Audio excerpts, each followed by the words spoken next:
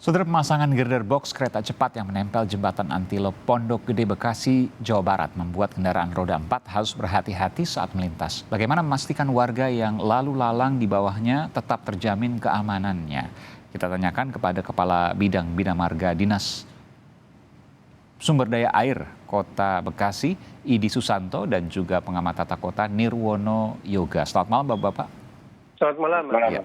Saya ke Pak Idi dulu. Pak Idi, kok bisa sih terjadi demikian? 1,7 belum pernah rasanya sepanjang hidup saya melihat seperti ini. Betul ya? Betul, Pak. Baik Pak, izin bisa kita Ya, jelaskan silakan, Pak. bahwa jembatan Antilop tersebut nantinya memang tidak digunakan Pak. Itu hanya sifatnya sementara karena saat ini sedang dilakukan pembangunan jembatan penggantinya Pak. Jadi jembatan pengganti itu rencananya selesai di awal Agustus Pak. Jadi setelah bulan Agustus jembatan pengganti selesai, jembatan Antilop tersebut ditutup Pak. Karena memang terkena pekerjaan dari kereta cepat Jakarta Bandung Pak. Oke, jadi menunggu. Informasi yang saya dapatkan harusnya jadi dulu jembatan yang lain, baru girder box-nya itu bisa dipasang. Tapi tidak terjadi. Bagaimana Anda bisa menjelaskan ini Pak? Betul Pak, jadi memang dari awal pemerintah Kota Bekasi sudah bersurat ke Kementerian PUPR Pak untuk pelaksanaan pemasangan girder di jembatan Antilop tersebut dilaksanakan setelah jembatan penggantinya jadi Pak. Karena masyarakat juga awalnya memang menolak Pak, karena pengalihan arus lalu lintasnya nanti agak tersendat. Jadi, namun karena dari pihak kereta cepat Jakarta Bandung Pak, mereka kan schedule juga ketat, merupakan PSN, mereka berkoordinasi lagi ke kami Pak, ke Pemkot Bekasi untuk bisa dilakukan paralel Pak, sambil menunggu pekerjaan selesai karena mereka sangat ketat. Jadi telah dilakukan pembahasan dan kami Pemkot dan warga menyetujui setelah dilakukan sosialisasi juga Pak. Jadi kapan Pak itu jembatannya akan jadi? Untuk jembatan penggantinya jadi di awal Agustus Pak. Jadi kalau sesuai di sosialisasi yang kita laksanakan di maksimal di 10 Agustus sudah bisa dibuka jembatan penggantinya Pak. Oke, baik. Artinya selama ya kurang lebih 1,5 bulan ini atau mungkin 2 bulan masyarakat tersiksa. Jadi bisa kita jelaskan Pak bahwa memang rencana awal kami dengan Dinas Perhubungan juga kita rencana awal memang ditutup total Pak karena mengingat keselamatan. Namun karena berdasarkan diskusi dengan masyarakat karena pengalihan arus lalu lintasnya agak jauh, ternyata kita trial, kita coba dengan ketinggian tertentu bisa dilewati motor dan kendaraan kecil Pak. Kendaraan Tapi 1,7 kan nggak layak jalan Pak, di basement aja kalau kita bicara soal basement gitu. Ini memang di luar Bapak ya, Bapak kan tidak punya kewenangan. Ini pihak KCIC gitulah kurang lebih ya, pihak luar swasta dan juga negara. Tapi saya tanya, 1,7 di basement aja itu kan minimal 2,1 atau 2 meter atau paling rendah 1,9. Ini 1,7, tinggi orang aja banyak yang melebihi 1,7 begitu Pak ya. Rata-rata di Indonesia 1,6, 1,7. Apalagi kendaraan. Ini bagaimana pengaturannya? Artinya riskan sekali atau mungkin kalau malam nggak ada yang jaga, khawatir mudah-mudahan tidak terjadi. Bisa terjadi kecelakaan, Pak. Baik Pak, berdasarkan kesepakatan antara Pemkot, warga dengan kereta cepat Jakarta Bandung bahwa kita mengizinkan jembatan itu digunakan selama kurang lebih 1,5 bulan itu dengan catatan penjagaan ketat 24 jam Pak. Jadi kita sudah antisipasi bahwa di situ personel baik kereta cepat Jakarta Bandung maupun dari warga berjaga 24 jam untuk menjaga itu. Karena memang itu sifatnya hanya sementara dan nanti setelah jembatan penggantian jadi itu ditutup total Pak. Oke. Mas Nirwono ada komentar soal ini?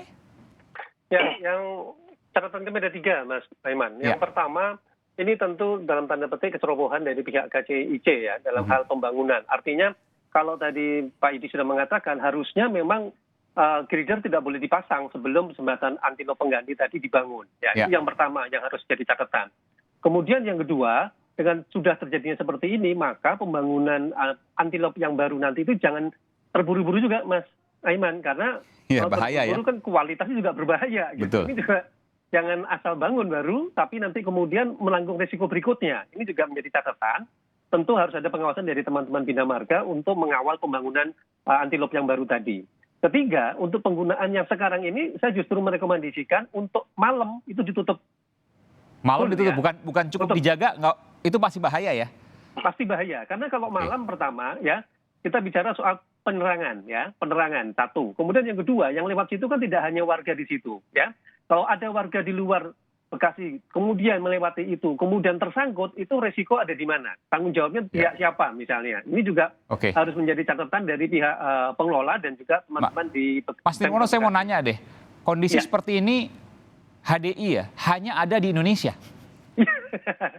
Ya itu tadi, karena dari awal kecerobohan ya, diawali dengan kecerobohan sebenarnya. Sementara kalau kita tahu misalnya seperti di Singapura, bahkan juga di Jepang misalnya, aturan-aturan yang sudah ketat itu tidak boleh dilanggar, Mas Aiman. Urut-urutannya tidak boleh dilanggar karena dalam membangun sebuah proyek besar itu kan harus memperhatikan tidak hanya sekitar fisiknya, tetapi juga lingkungan dan sosial masyarakatnya. Nah ini yang menurut saya justru terlewatkan di sini, pertimbangan sosial dan lingkungan. Karena ini lebih kepada mengejar target pemasangan gearbox tanpa memperhitungkan keselamatan dan keamanan para pengendara. Meskipun proyek kan harusnya sudah tertulis jelas, ada network planning dan lain sebagainya, jelas itu kemudian.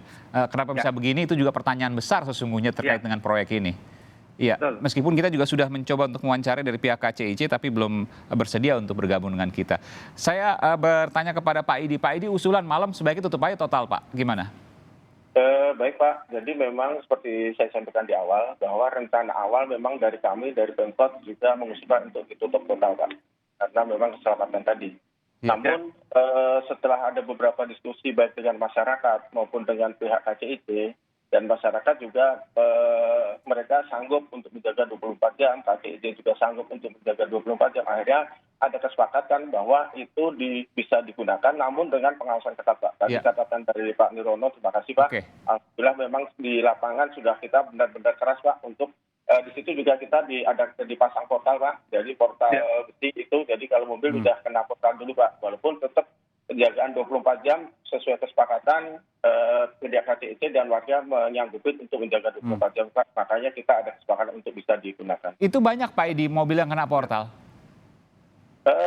Kemarin kalau lihat di data di medsos dan data dari Dinas Perhubungan bahwa memang penjagaan ketat juga masih berlangsung Pak. Jadi memang filter dengan portal, dengan penjagaan, dan sampai sekarang juga dari Pemkot tidak ada catatan yang terkena kecelakaan yang fatal Pak. Karena memang kita udah bukan kecelakaan fatal ya, jangan sampai. Tapi kena portalnya ada nggak Pak? Mungkin selama ini karena warga masyarakat masih mengikuti arahan dari petugas di lapangan, belum ada laporan Pak. Jadi memang masih ya, kalau lecet-lecet dikit mungkin nggak lapor kali Pak ya. Tapi yang mengkhawatirkan adalah motor misalnya Pak. Motor misalnya yang mungkin dia nggak lihat, kebut-kebutan malam hari ya. Lalu kemudian ini kalau saya lihat kan tidak ada polisi tidur ya, speed trap ya misalnya. Lalu kemudian hanya dijaga. Kalau tiba-tiba ngebut malam, tengah malam misalnya dini hari, ya ada yang jaga, tapi kan nggak bisa langsung ngerem Pak. Sementara tidak ada polisi tidur, lalu kemudian langsung menyelonong dan bisa jadi kena ke bagian kepala. Baik Pak, jadi seperti disampaikan bahwa penjagaan kita 24 jam ketat Pak. Sampai sekarang juga tidak ada terjadi kecelakaan disampaikan. Kekhawatiran sih pasti wajar lah, masyarakat pasti khawatir, dan namun kan kita buat karena kita support untuk kegiatan PSN KCIC, kita fasilitasi Pak. Oke, baik. Mas Nirwono? Ya, itu Mas Iman, tadi sebenarnya kalau mau ditutup dari jam 12 sampai dengan jam 5 pagi nggak ada masalah ya. Karena kalau kita bicara arus lalu lintas, itu kan jam-jam yang sebenarnya sangat rendah ya. Kalaupun ada yang kendaraan mau lewat situ, itu suruh diputar agak jauh ke overpass Kodam juga nggak ada masalah. Ya? Jadi jam 12 sampai jam 5 pagi usulan Mas Nirwono ya? Iya, itu demi keamanannya. Yang paling penting kan demi keamanan sebenarnya. Jangan sampai ada yang nyangkut misalnya. Ini kan juga, maksud saya gini, pihak KCI juga punya tanggung jawab untuk melindungi ya siapapun yang akan melewati situ. Maka pilihan terbaik ya kita harus melarang pada jam-jam tertentu misalnya. Ini yang menurut saya lebih baik mencegah daripada kita dan tanda petik jaga 24 jam itu tidak mudah juga loh Mas Aiman ya. Iya. Kan ada waktu lengah, waktu capek. Nah ini yang harusnya juga menjadi catatan, apalagi kalau lagi malam kosong hari. Misalnya duduk dulu tiba-tiba ada motor nyelonong misalnya kan gitu bisa aja ya. Dan penerangannya kurang ya. Penerangan kurang ini. Nah ini juga menjadi PR sebenarnya terutama pada malam hari. Jadi kalau mau ditutup tidak ada yang dirugikan sebenarnya Mas. Kalau menurut Anda sangat mungkin ini berpotensi jatuh korban? Ya, kan kita bicara masih ada 2 bulan ke depan, ya. Kalau hari-hari ini mungkin masih viral, tapi setelah dalam beberapa hari ke depan sampai dengan 2 bulan ke depan, itu kan seluruh warga harus waspada. Jangan lupa tidak hanya warga Bekasi, tapi warga di luar Bekasi yang tidak tahu kenal Medan misalnya, ya. Jam 12 malam mau mopang lewat itu, gitu kan. Ini jadi maksudnya lebih baik kita melakukan upaya pencegahan daripada dalam tanda petik tadi baru kejadian baru dilakukan tindakan penutupan misalnya. Toh tadi Pak Idi, jam 12 sampai jam 5 nggak ada yang rugi sebenarnya kalau ditutup ya. Karena toh arus lalu lintasnya pasti sangat rendah. Dan Pemda punya otoritas untuk melarang ini, Mas Nirwono? Iya, karena kewajiban dari teman-teman Bina Marga kan mengatur penutup jalan juga ada di pihak Bina Marga dan Dinas Perhubungan Kabupaten Kota Bekasi ya Pak Idi ya. Jadi demi keselamatan pengendara lalu lintas dalam tanda petik ya, artinya mereka diberi wewenang untuk menutup dan membuka jalan sebenarnya Mas Saiman. Atas dasar ini sebenarnya pemerintah daerah bisa mengeluarkan surat selama 2 bulan misalnya ke depan, jam 12 sampai jam 5 jalan ditutup itu berhak. Ya, jadi ini jauh lebih aman ketimbang kita menjagakan 24 jam dalam tanda petik tidak selalu 24 jam sebenarnya kan. Oke. Terakhir, Mas Idi, komentar Anda terkait dengan usulan ini karena punya potensi bahaya. Sekarang masih viral, orang masih ngeh, nanti sudah seminggu, 2 minggu, karena waktunya mungkin sampai 2 bulan, udah nggak sadar lagi, udah nggak aware lagi, udah nggak peduli lagi. Nah, mungkin ada potensi, jangan sampai ya, tapi kita harus antisipasi.